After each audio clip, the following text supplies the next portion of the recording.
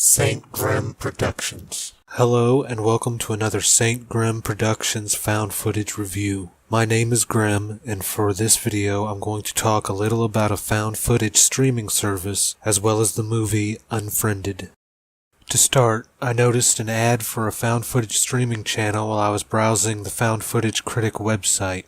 From what I can tell, it seems to be hosted by the same people, but I could be wrong. The channel is called POV Horror Found Footage Films and is available on Amazon Fire TV, Roku, Apple TV, and Chromecast.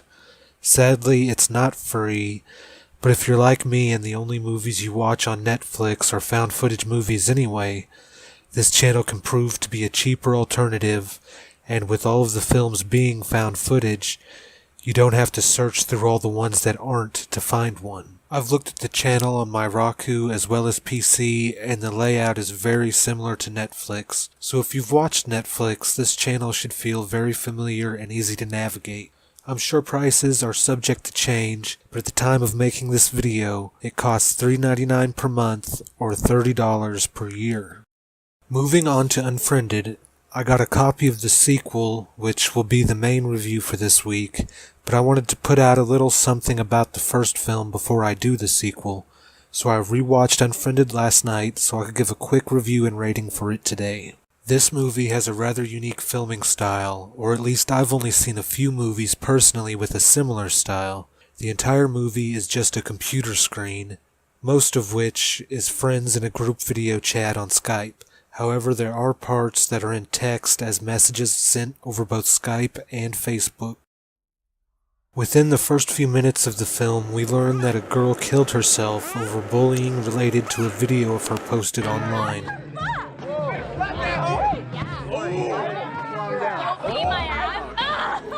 Shortly after the clip is viewed, it moves on to Skype, and not long into the film, an unknown person in the group chat, at first believed to be a glitch, starts claiming to be the suicide victim and terrorizing the group, boiling down to a game where their lives rest on telling the truth.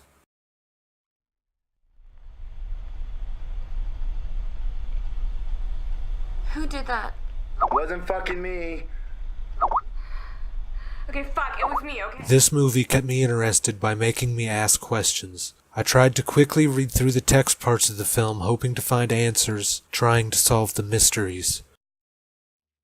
This movie can't be rated the same way as I did the Bad Ben series in my previous video, because it only has one attempt at a jump scare in the entire movie, and it's not a very good one.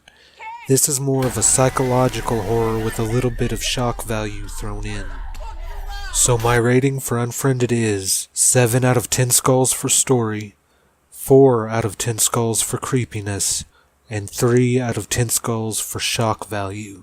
Overall, I'm only going to give Unfriended 4 out of 10 skulls. While the story succeeded in keeping me interested, I myself prefer to watch a movie instead of read it. Having parts that need to be read isn't a huge issue for me, but there were parts where the text was kind of hard to read, so that really lowered my overall enjoyment of the film. This movie was also all about the mystery of the story behind everything. It will make you try to figure out what's next more than it will scare you.